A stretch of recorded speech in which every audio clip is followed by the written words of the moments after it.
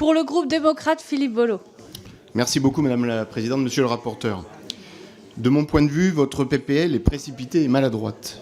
Précipitée pour la raison suivante, relevée par de nombreux de mes collègues, c'est qu'il existe aujourd'hui une mission d'information inscrite dans une logique transpartisane voulue par ma co-rapporteure, Madame Battistel, et dont vous faites partie. Donc vous avez, avec beaucoup de nos collègues ici présents ce matin, donc vous avez toute latitude dans le cadre de ce travail à exprimer vos idées. Et d'autant plus précipité également parce que ces travaux viennent tout juste de commencer.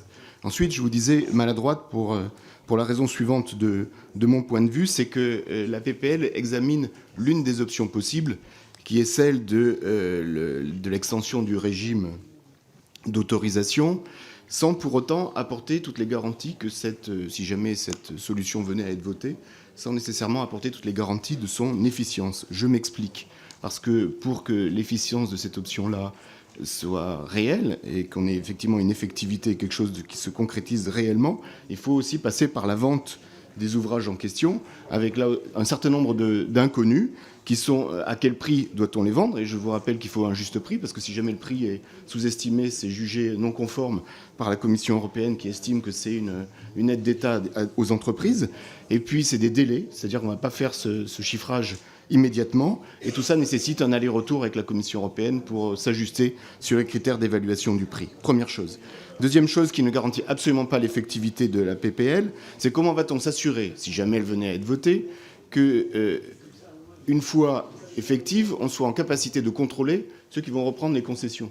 Et je vous prendrai un exemple très simple. Comment va-t-on faire pour éviter qu'un Amazon vienne investir dans un barrage, alors qu'on sait qu'aujourd'hui, ils ont investi en Andalousie sur des grands parcs photovoltaïques. Donc je trouve que finalement, cette PPL n'apporte pas de réponse à un sujet que vous avez pourtant soulevé, qui est celui de la nécessité d'une souveraineté énergétique et que effectivement ces ouvrages soient contrôlés par autre chose que des sociétés étrangères. Le sujet mérite d'être, de mon point de vue, d'être examiné autrement que par une PPL.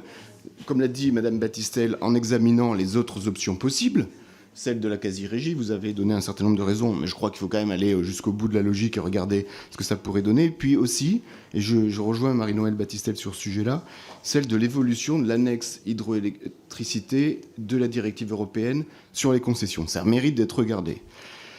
C'est l'objectif de cette mission d'information qui vise aussi à avoir un dialogue avec la Commission européenne. Donc cette mission d'information, vous l'avez compris, est véritablement l'étude de faisabilité qui permet de choisir la meilleure option possible pour sortir de ce contentieux juridique. Vous en faites partie, vous avez l'occasion d'exprimer votre voix à l'intérieur et ce sujet est bien plus important que cette simple PPL.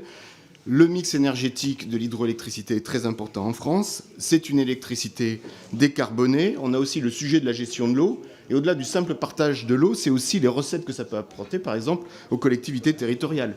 C'est un sujet d'emploi et de compétences pour un certain nombre d'entreprises. Et puis, ça a été dit à plusieurs reprises, c'est aussi un sujet de gestion d'un patrimoine national qui a été financé par plusieurs générations de Français. C'est pour cette raison que le groupe démocrate votera contre cette PPL. Et comme vous l'avez dit vous-même en introduction, monsieur le rapporteur, l'Assemblée nationale doit travailler plus sérieusement.